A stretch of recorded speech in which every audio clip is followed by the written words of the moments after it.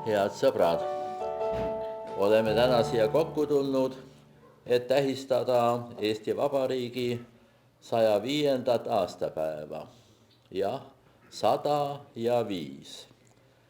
Küll andis omal ajal kaua oodata, et ümmargune 100 ometi kord täis saaks. Ja nüüd on järsku 5 aastat ülemääragi.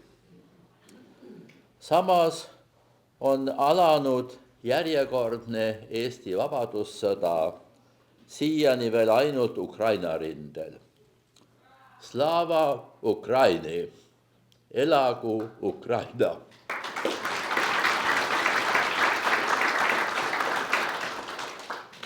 Mulle meenub 24. veebruar 83 aasta eest. Kogu mu lasteaed istus balkonil otse Tartu Raekoja kõrval. Vaatasime Eesti sõjaväe paraadi. Poola oli juba purustatud.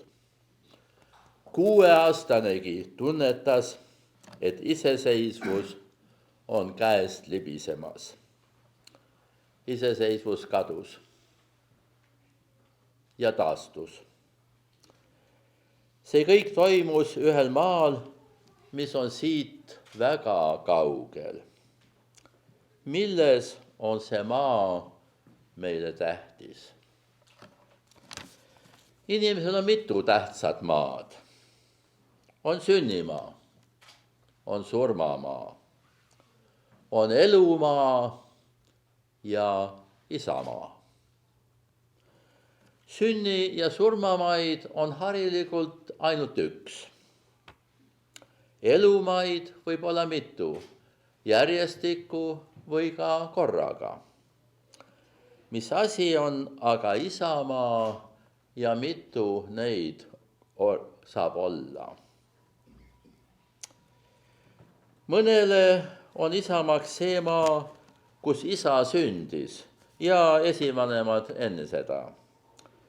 Temale on see maa, kus on tema juured. Mõnele on isamaaks see maa, kus isa suri. Land where my fathers died. Temale on isamaaks see maa, kus on tema lehed. Oletame laiemalt, et isamaa tähendab maad, millest kuidagi tunneb, et see maa kuulub minule ja mina temale. Kui nii, siis peaks nagu isamaid olema ainult üks. Ometigi võib neidki olla mitu, järjestikku või isegi korraga. Et isamaid on korraga mitu, see nagu ei klapi. Sest kummala sa siis kuulud, kui nende maade huvid vastuollu lähevad. Seni aga, kui arvab, et vastuollu ei lähe, saab hakkama.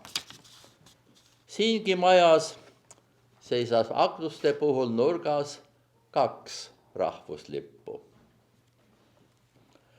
On muidugi võimalik ka see, et isamaad inimesel polegi. See tähendab, et ta ei tunne end olevat seotud eriti ühegi maaga. Või et isamaa siiski inimesel olemas, aga ta ise ei tea seda. Enne, kui juhtub midagi ootamatut. Näiteks see, et teatav maa variseb ja inimene avastab tagant järgi, et too oligi ta isamaa. Enamusel inimestest maailmas on sama maa sünnimaaks, elumaaks, surmamaaks. Siis ei tarvitse märgata, kas ta on ka isamaa. Mida märkab kala sellest, et on vees, või inimene, et ta ümber on õhk. Õhku ja isamaad hakkab märkama siis, kui neist hakkab ilma jääma. Siin majas seisab aktuste puhul nurgas 2 lippu. kas need tähistavad elumaad ja isamaad või kahte isamaad? Kahte samalaadset isamaad on raske tasakaalustada, aga võib-olla jagame isamaa erinevad tahud ära kahe maa vahel. Et on üks maa, millele mina kuulun, ja teine maa, mis minule kuulub. Mida sellega mõelda? Mõtlen seda, et on üks maa, kus mina elan ja millel on õigus minule ette kirjutada, kuidas mina pean asju ajama ja muuhulgas ka makse maksma. Seda pean ma isegi siis, kui ma sellel maal end isegi ikkagi veel tunnen kuidagi väljaspoolsena.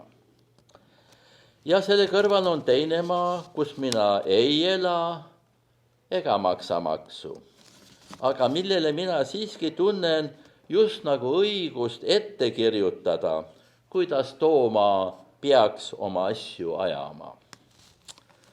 See on vastuoluline värk. Kuidas siis niimoodi elada? Ma ei räägi, kuidas asjad peaksid olema, tehes näo, et nii nad ongi. Kaardistan hoopis seda kirevat vastuolulist pilti, mida näen ja mida tunnen ka iseenda sees. Kui sina elad siin maal ja oled praegu siin kahe lipuga saalis, siis on ka sinul seda sorti pilt. Igal ühel omamoodi kirev ja omamoodi vastuoluline. Ma ei tee sinule ega endale elu kergemaks. Ei anna ilusaid, lihtsaks võltsitud vastuseid, vaid küsin keerulisi küsimusi. Need küsimused võivad kõlada etteheitena endale ja teistele siin kahe lipuga majas. Aga nii nad mõeldud pole. On mõtet vaid möönda, et elu on keerulisem, kui seda ehk sooviks. Elu kannab teinekord sinna, kuhu seda ette ei näe ega kavatse. Tagasivaates on mitte ainult kergem, vaid ka mõistlikum öelda, et läks nagu läks. Olla inimene tähendab olla vastuolude pundar.